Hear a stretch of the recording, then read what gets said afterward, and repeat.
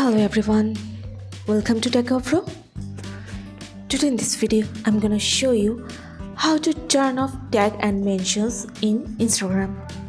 Before starting the video, please subscribe to Techavro. So let's get started. For this, you have to open your Instagram. Now go to your profile. Go to your menu. Now scroll down. Now you can see here tags and mentions. Press on this.